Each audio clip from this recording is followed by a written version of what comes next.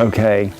I've experienced water in the Cape Fear region a whole lot of different ways. I mean, I think about just walking in these woods, which I started doing back in 1975 when I was a student at Guilford. I think about going birding around the lakes here in Greensboro, the Lake Brant, Lake Townsend. I think about canoeing on the Cape Fear River with Guilford classes, and seeing the water intake for Wilmington way down on the Cape Fear River at Lock and Dam number 1. I see water affecting almost everything in the Cape Fear River Basin. I mean, first of all, it's a river basin, and so like that water is what shapes it. But yeah, everything that we do is made up of the water in the Cape Fear. So whether it's the water that we drink, or our wastewater, or the water that makes the food that we're eating grow, everything in the Cape Fear depends on the water here. Loving water. I was really fortunate I wasn't born there, but from a very young age I lived in Miami in Florida, and was privileged enough to have a swimming pool in my backyard, and to be not too far from the beach. I spent a lot more time in the swimming pool than at the beach. I joined a swim team when I was in 5th grade, 4th or 5th grade, I think. And swam competitively for a number of years. So my whole family kind of, did water as a recreational thing. It was a way, so for me it was associated with togetherness. It was associated with, just feeling good and feeling happy and buoyancy and all that kind of stuff. As a teenager, my cousins and I built a rope hanging off one of the trees, and we would swing out into the pond and then drop down. I mean, like 20 feet in the air and drop down. And so that pond has been really important to me. We try to ice skate on it, but I don't really ice skate. I like water when it's in a liquid form. Yeah, so that's a really positive memory. And then that just brought up about 1,000 other positive memories of cliff jumping in Norway, or snowboarding or skiing in Vermont and Colorado.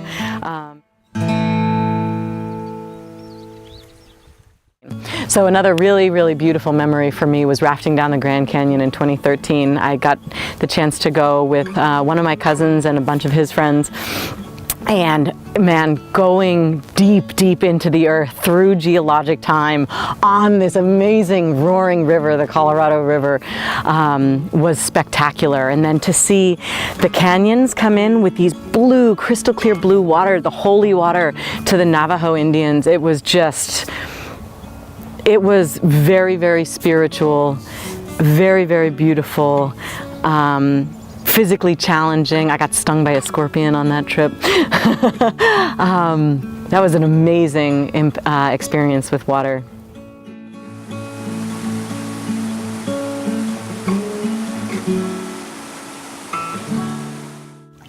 I was with a friend, and we were out for about, 8 or 10 days. Just the two of us in a canoe, and camping every night. And I was new at it. It might have been the first day. I think it might have been the first time I went canoeing, and we knew we were coming up on a rapid, and I was inexperienced, and we were getting ready to do this, and I said, "Oh, let's just run it," without even thinking about it.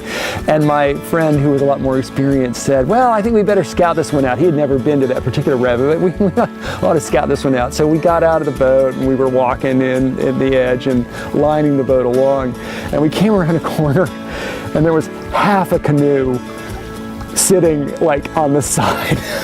It had been broken up and then cast off on the edge.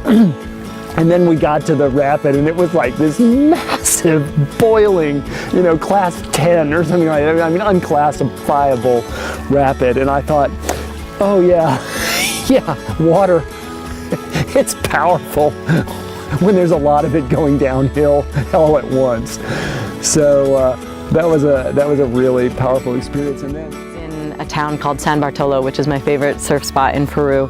My friend Lucho and I swam all the way out to the point, which is where it only even breaks when the waves are really big because of the depth of the water. And he was like, hey, it's breaking, we should swim out there. And it's a long swim, it's a great paddle out, but it takes a while. But yeah, so we made it out to the point, and I decided to try to catch a wave, and they were really big. And I caught the wave, but I was too terrified to stand up because it was like I was really, really nervous. It was really moving, it was really pushing, and I stayed on the board. Down the face of the wave, rode along the face of the wave, and then it crashed, and I was in it, and I did not get out of it. And I remember, so when it crashed, I was like, okay, here it is. I know what happens at this point. It's all rocks underneath me, so you put your hands above, your arms above your head so you don't hit your head on a rock, and you hold your breath, and you wait to come up. And usually, you wait to come up, and then you come up. And this was a case where I was just spinning. And I was like, it's okay. Maybe I'll try to open up now and see which way's up. And I opened up a little bit and I was like, no, I don't know which way's up. Curl back.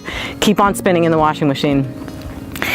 And I was holding my breath and I was like, oh, this is getting uncomfortable and I'm a little bit scared. And this is about how long it's taking. I mean, I'm talking like 10, 15, 20 seconds, and I started panicking. I didn't panic because there's nothing to do, you're underwater.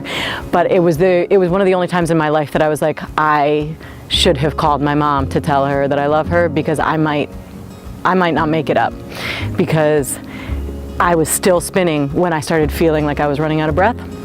And the ocean was not letting up. But I made it up, here I am. And I called my mom right afterwards and told her that I loved her. But I was really scared that day.